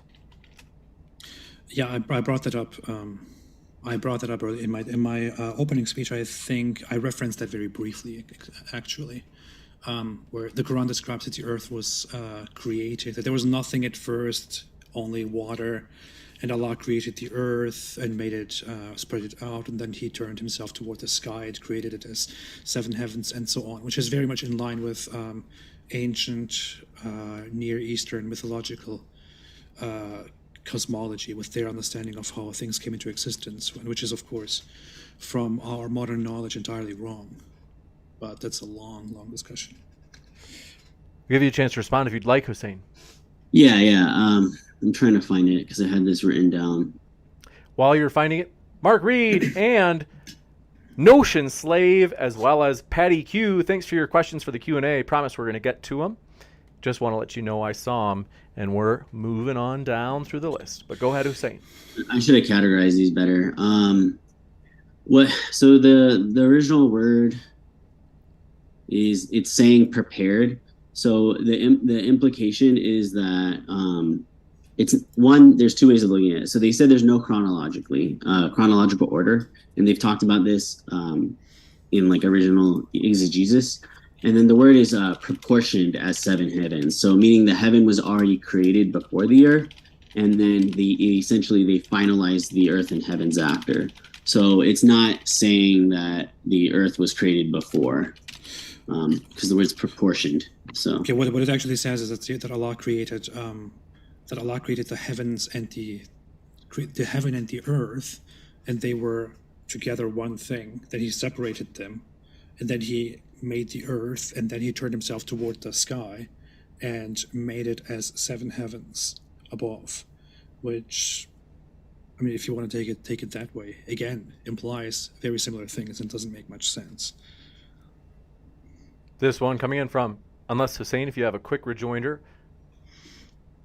No, I mean, I literally just gave the answer. It's proportioned. So, in that there's no chronological. There's people who said there's no chronological order, and there's people that say that it does fit the chronological order correctly. So, there's been defenses on both.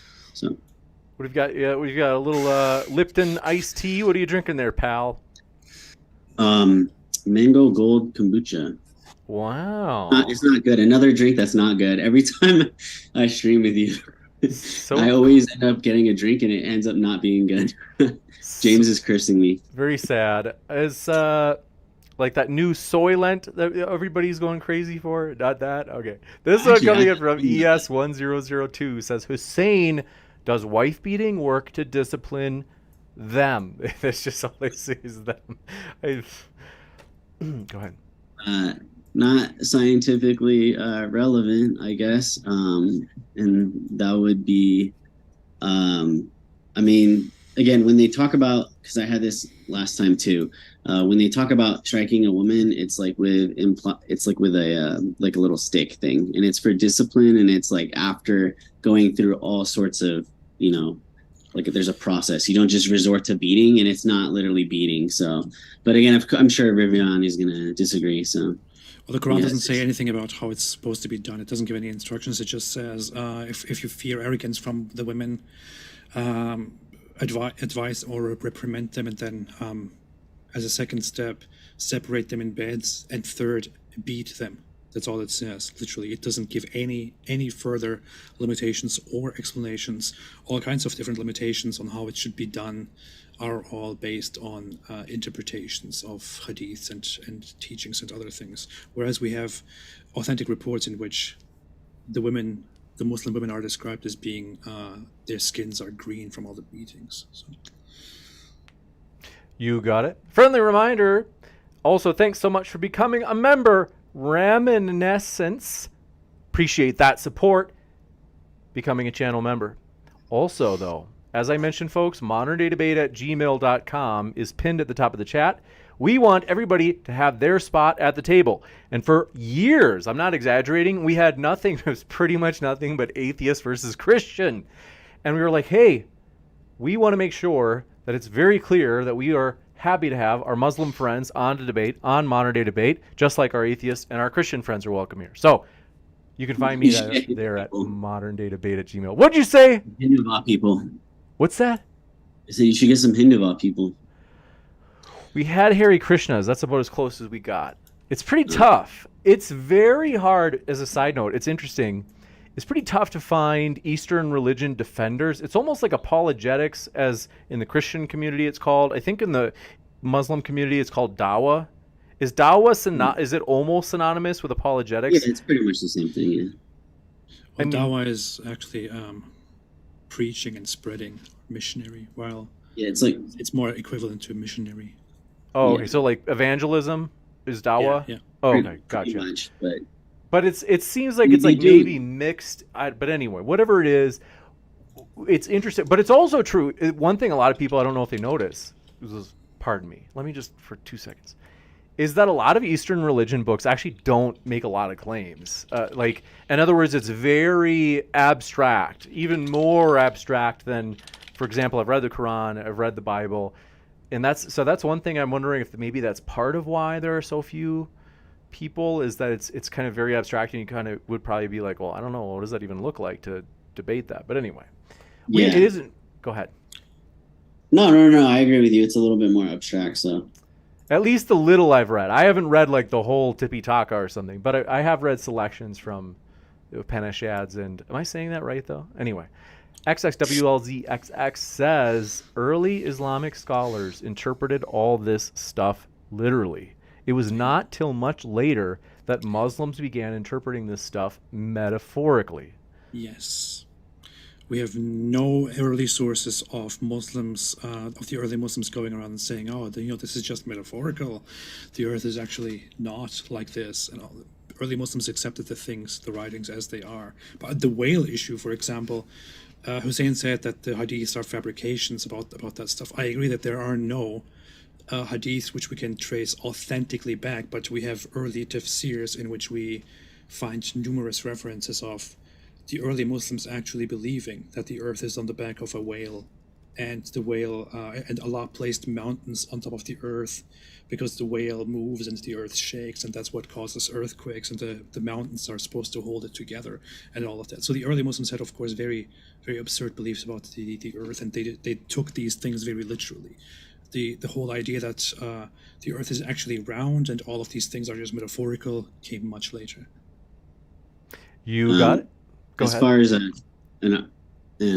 against that, I guess, is I don't know how they're getting that, because traditional scholars agree that some passages leave ideas implied or rather than stated. And then there's also the Quranic statement where it says we have verses that are clear and there are foundations of the book and others that are unspecific. So it literally is leaving room for esoteric interpretations. So This one coming in from, do appreciate your question.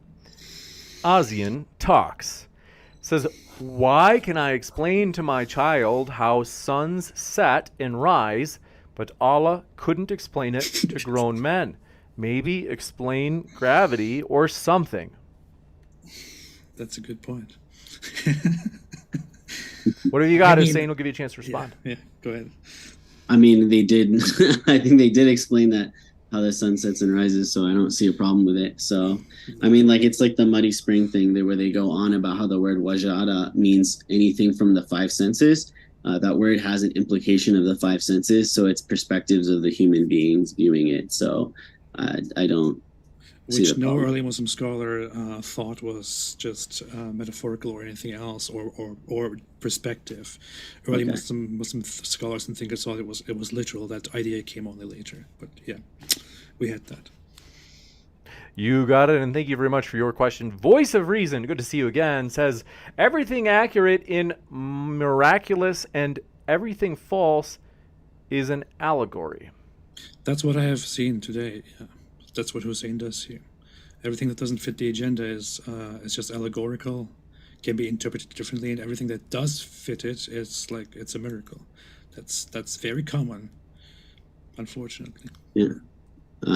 So I mean, the Quran states that, and I don't have a problem with doing that. So I guess if you want to accuse me of doing what I'm doing in the church, I don't see how it's a problem though. If It's the very Quran really has a, convenient. Yeah. yeah. Very So, convenient.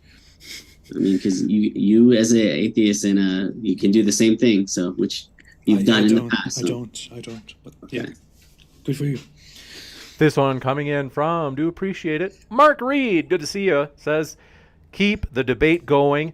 After show on Mark Reed atheism. Hey, And Mark. You guys know each other. Yeah, well, I debated him on if Islam is oppressive to women. That's right. Right? Okay. The guy from New Zealand. Yes. Yeah, A yeah. regular here. And so thank you very much for your support, Mark. If you email me that base link, I'll try to squeeze it into the what's it called? Description box. Long day. Patty Q says, what do you two make of the children of Ad?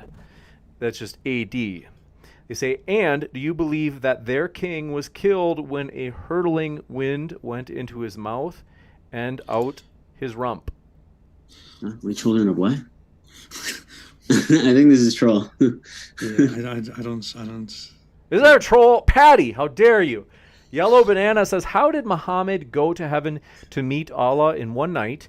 It defies everything we know about E equals MC squared. It was a dream.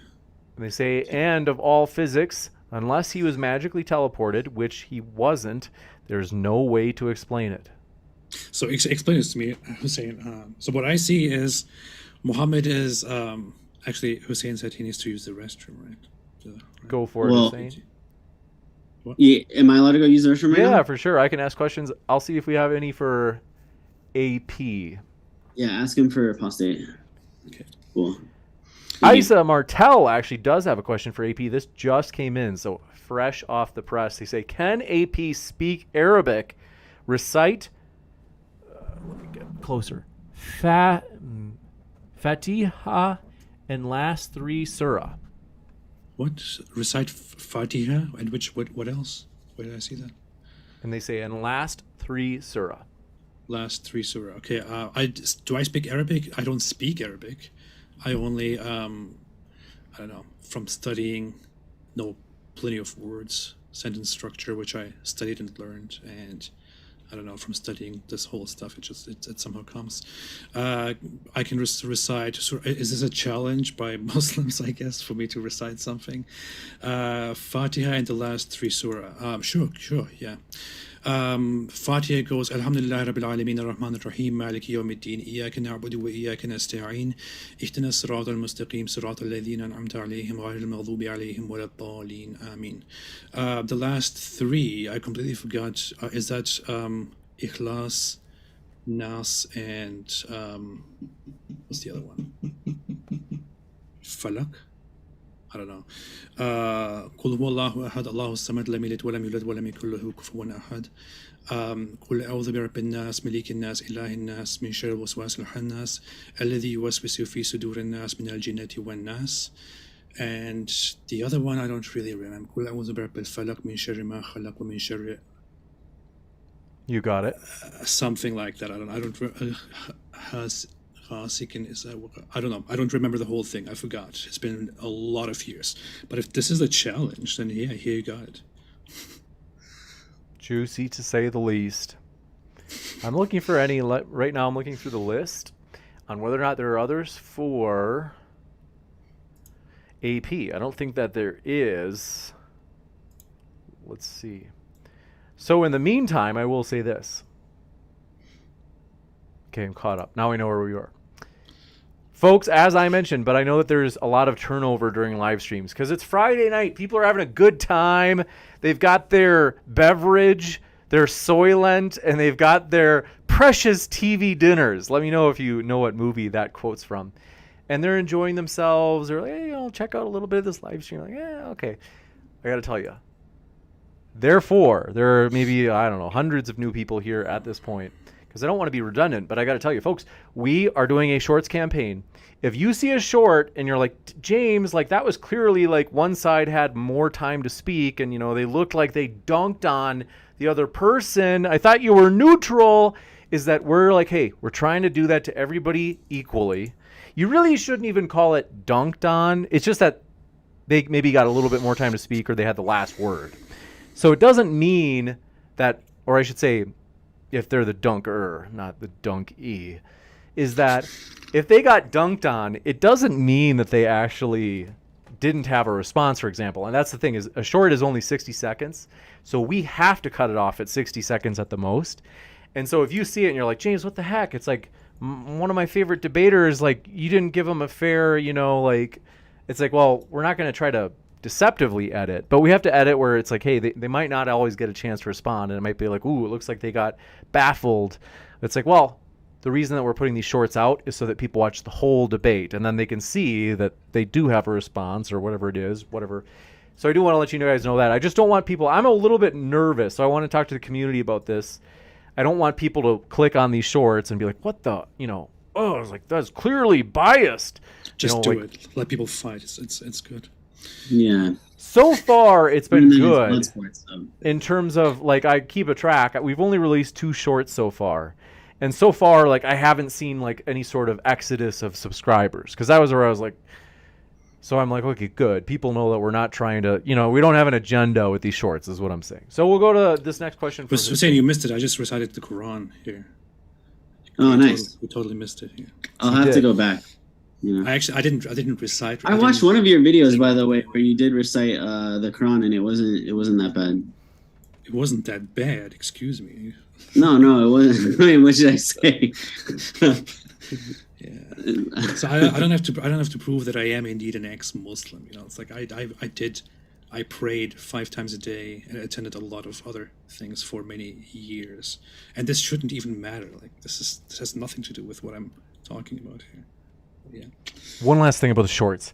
Haley, thanks for pointing out in chat. She said, hey, do you put the link for the original full debate in the shorts comments? Yes, we do. So I do want to say, like, it is like we really are wanting people to see the context of the short by clicking on those links. So thanks for saying that.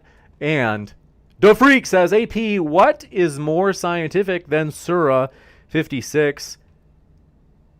and verses 63 through 64.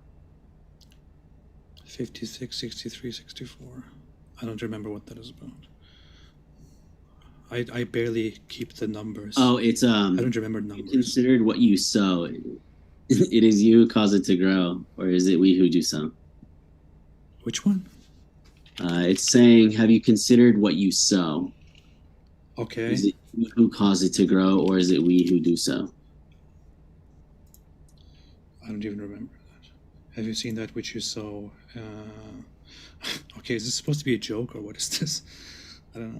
I don't know. I don't know what they're implying.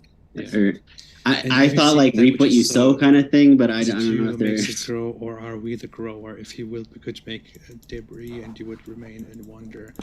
Okay, yeah, yeah, okay. In my opinion, primitive understanding of how things work. Maybe it's a joke. I don't know. Yeah. This one from Mahmoud. Let me know if I'm saying it right. It says, Hussein, please explain Quran 36:36 and the existence of Aspidocelis neomexicanus. Oh, yeah, this one, Say, everything in pairs. Yeah, so it's say not which everything. has, well, just for anybody who doesn't know, they say which has one gender and many other species too. Go ahead. Sure, yeah. So, I think this came up in the Matt debate too, but it's not saying everything in pairs. It's saying everything in complementary nature. So it's meaning more than that, and then it doesn't mean, it's not implying everything. So it uses the word kul, and that word, there's actually like a tafsir on that word and like a book on that word too, where it doesn't mean everything. So for example, in like another story, they say, oh, we destroy everything with wind, but the houses are left. So it's not literally everything. And I even mentioned this with Matt. Like if I say everyone in the room is white, like it doesn't literally mean everyone there was white.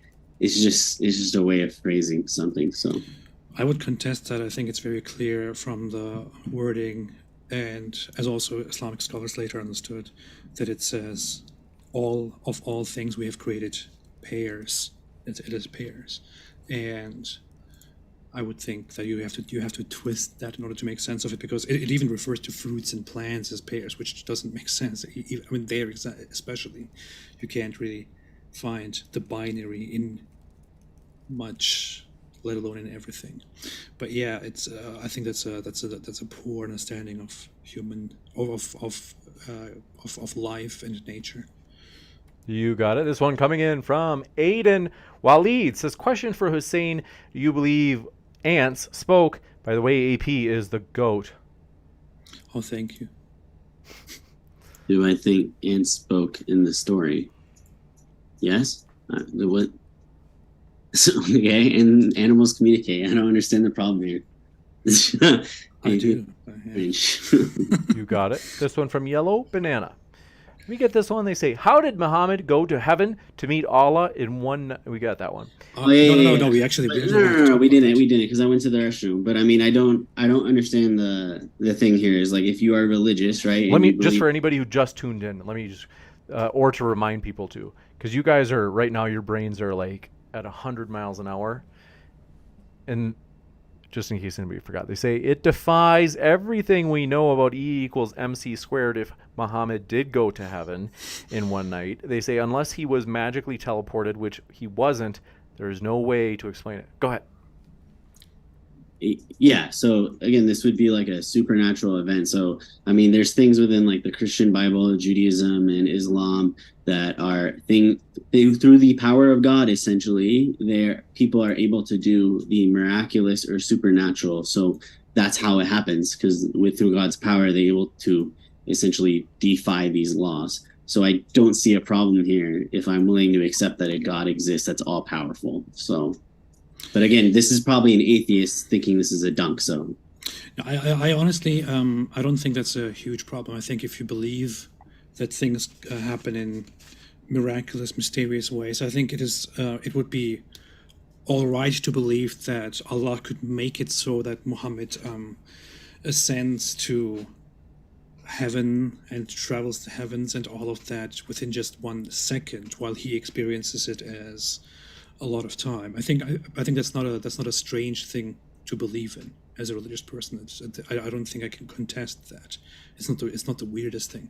The only thing that I would say about that is the reports say that Muhammad was in his bed, and then the angel came and washed his heart, and this horse came, or horse-like being came, and he was brought to heavens on its back and all of that, and he woke up and his bed was still warm, and to me that just sounds like a dream. It's like you dream and you think you had an extraordinary experience, but it's still a dream. This one coming in from XXWLZZX says the whale is from Ibn Abbas, who is master of Quran. What does this mean? It's the whole story about early Muslims believing that the earth is on the back of a whale is most prominently attributed by Islamic exegetes to Ibn Abbas, who is considered one of the most reliable, if not the most reliable, people in Muhammad's surrounding when it comes to knowledge of the Quran. But again, there are lots of issues with that whole idea. This one but from... it's of course questionable that Islamic scholars in the beginnings did attribute that whole thing to him. You got it. Notion Slave strikes again, says, look up cosmic rays. Far away stars produce cosmic rays, which hit us every day.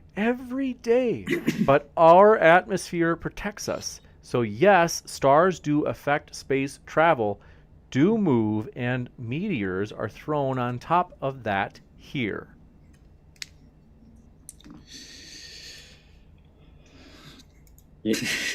Apostate, I think that's for you. Well, I don't think that's for me, is it? I don't know.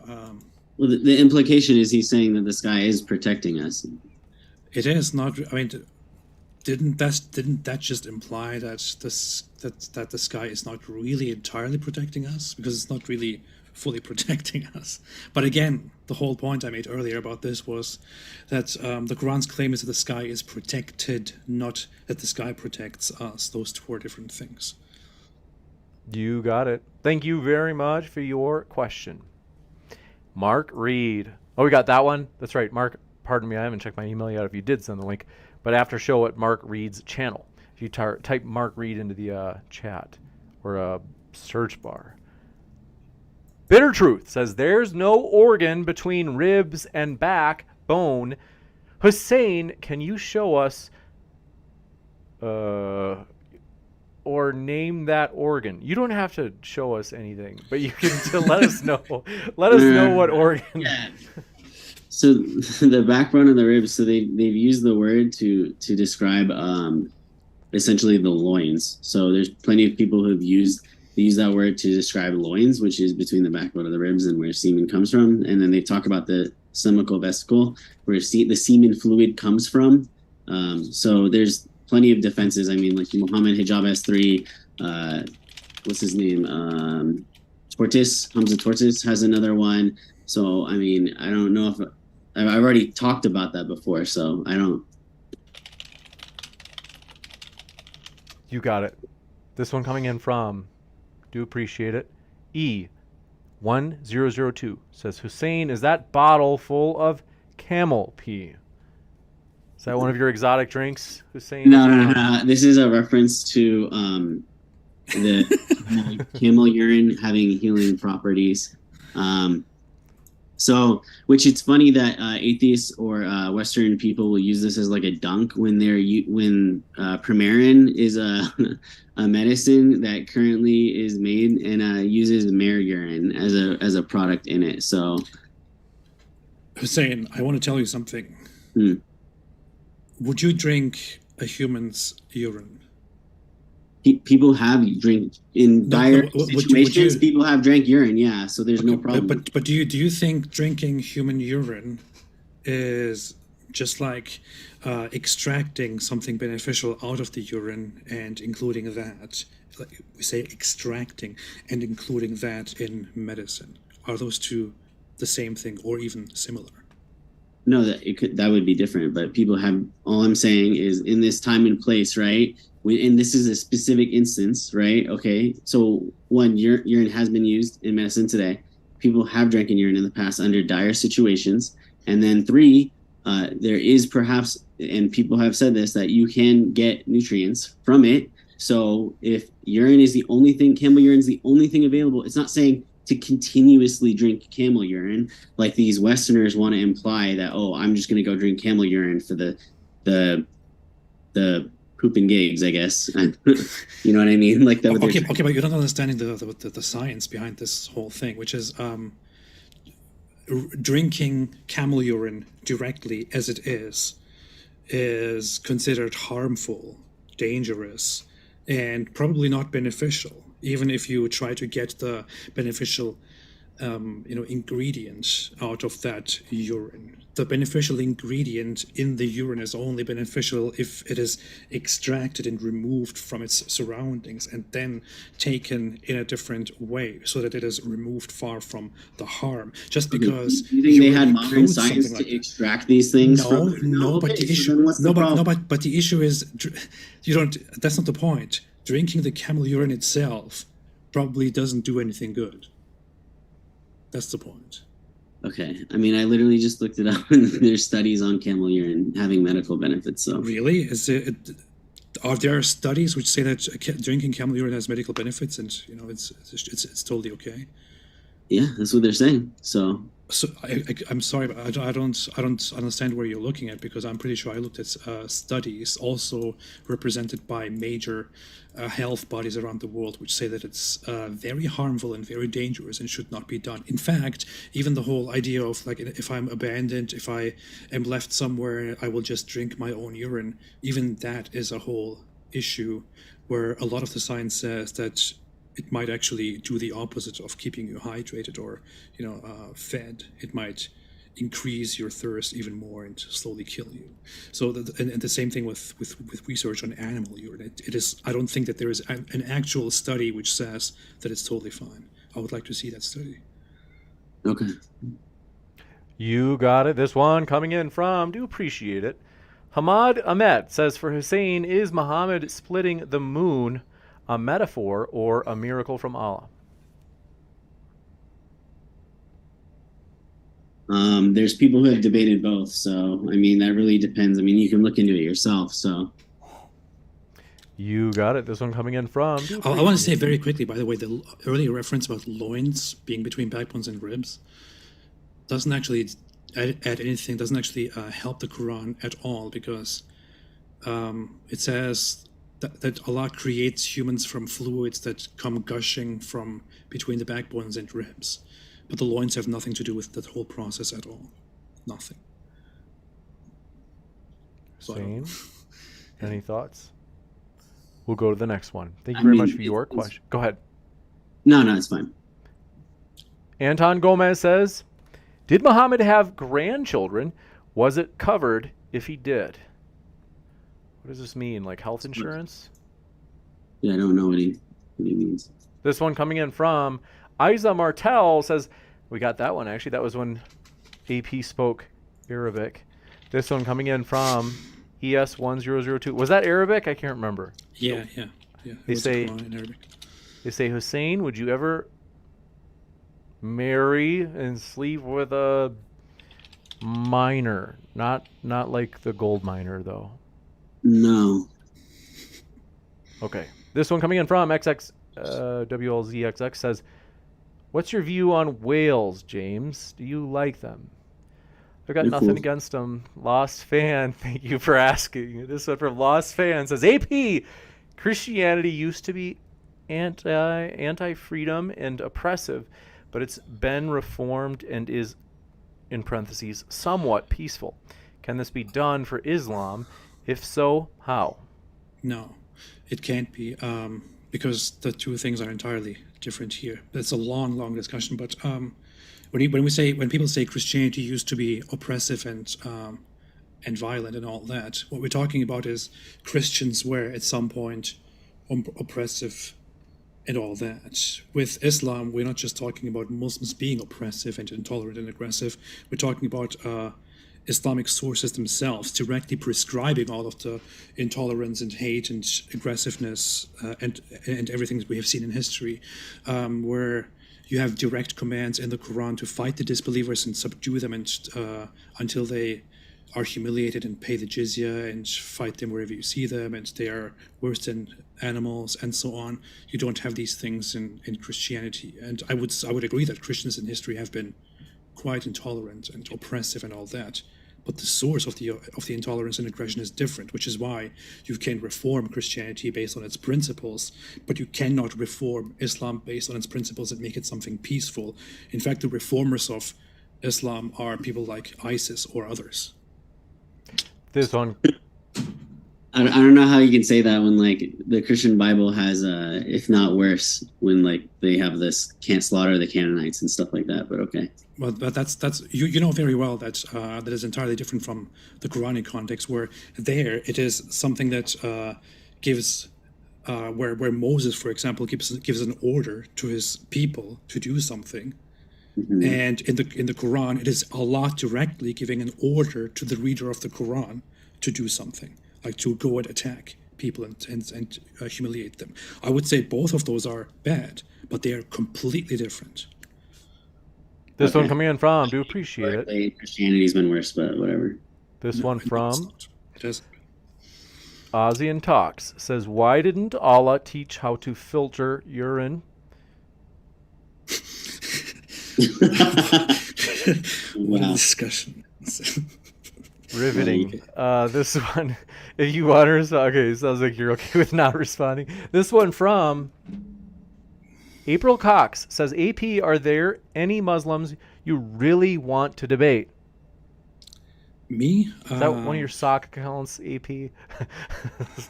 Try to share your wish list online. What have you got?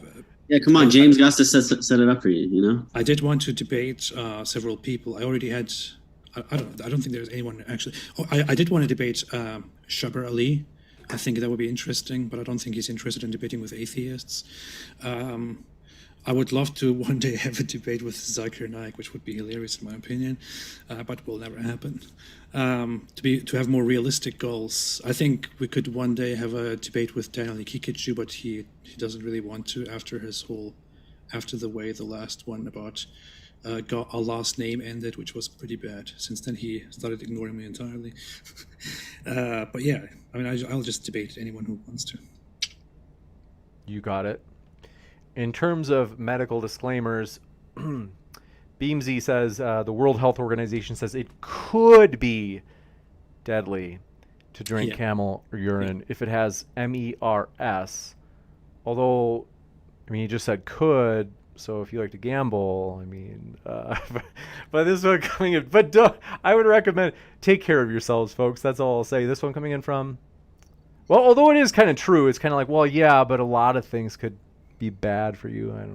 I'm not defending it. I'm just insert labels on everything now, so everything gives you cancer. So everything is microplastics now, you know. So although to be fair, the magnitude differs for all these things. But yellow banana in terms of the risk. They say, Hussein, do you accept evolution, and how do you think the science of evolution fits into creationism with mud and Adam and Eve? I don't have like an opinion on evolution. I think adaptation is true. I mean, like, I think that's essentially like a fact, like animal adaptation. I think it gets weird when they try and say like certain animals changed into completely different animals when they can only show like, you know, a bird became like a different type of bird kind of thing. So, you know, I'm kind of in a way agnostic about it. So. But what do you think about devolution triggered by Allah, for example, in the Quran when he turns Jews into monkeys and pigs? Is that something that you would accept as possible? As far as I understand, like there's Muslims, scholars who say that evolution is consistent with the Quran and inconsistent with the Quran. So I haven't looked into it enough to make a point about it. Does that make sense? Like, I don't particularly care about if evolution exists or not. It doesn't affect my day-to-day. Okay. But no opinion on the Jews. Yeah. Okay. This one coming in from, do appreciate your question. Let me see. We might be all caught up. Let me double check. I want to say, folks, our guests are linked in the description. Do have another question here. I want to encourage you. You can check out our guest links, hear more about their views, see their other debates, all that stuff. Because, hey, I'm not encouraging you to per se adhere to or adopt anybody's beliefs, but you might as well, if you're going to not believe something or reject it or whatever it is, you might as well at least be informed about it, right? This one coming in from Alex Trimo Del Norte says, how do we know it's not just an excuse to suckle directly from the camels? Okay, no, stop. Okay, we don't have to do that. If you really want to respond to saying, you can. Oh, we got to actually wrap up really fast. So let me read this last one. The Mirage Hadith is, thank you very much, Reminiscence says the Mirage Hadith is Sahih and mentions that skies or heavens have doors that are guarded by angels who has to allow you to cross. Is it scientific? Well, saying guards that have angels, that doesn't sound like something that's a scientific claim. That sounds like a metaphysical claim. You got it. I mean, there's I think, yeah, Ridvan did like a video on it, but I won't bring it up. But I did want to say that, like, I apologize for calling you A+, by the way, Ridvan. So, because you've been pretty decent on this, so pretty good. Thank you. I appreciate it. I appreciate it. That means a lot, honestly. Yeah, no problem. That does mean a lot. So thank you. I appreciate that very, very much. It's been a very civil conversation. For real. I'm not joking. Like, you guys I never had to just stop, pull you guys apart in terms of interrupting each other, which is great. So it had great flow. It was tremendous. This last one isn't really about science, ES1002. So I want to let Hussein get to his workout. You can ask him next time. Huh? Nothing. I'll talk to you about it later. Hussein has to get jacked. It's time. So I want to say thank you very much, folks, for your support. I actually have to run pretty quick here. But what I do want to do, folks, is I mentioned that debate with Hussein and Matt. I'm going to throw that into the live chat. If you haven't watched that yet, folks, it was an epic debate. That just happened recently. So I do want to encourage you, check it out. I'll put that link in the old live chat, and I will pin it at the top. It certainly was a slobber knocker. It was a great debate. So look for that in the live chat. If you want to watch something, as I actually can't do the post-credit show. I've got to meet with somebody right after this to do a Zoom test for tomorrow's debate. So I wish I could do the post-credit show and hang out with you guys, but it'll have to be tomorrow. So check out that link that I pinned at the top of the description box. Go there and enjoy that debate. It's actually on whether or not Islam is true, so definitely related to this topic. And with that, I want to say, though, AP and Hussein, seriously, we really appreciate you guys. You guys are the lifeblood of the channel. You make it fun. And so thanks for being on here tonight. Thanks, everyone. My pleasure. 100%. So, folks, like I said, I actually won't have a post-credits show, so click on that link as I'm going to actually end the stream now. So thanks, everybody, for tuning in. We love you, and we'll see you tomorrow night on, no joke, the topic of whether or not men are wimps today. So you don't want to miss that one. But so I will see you next time, folks.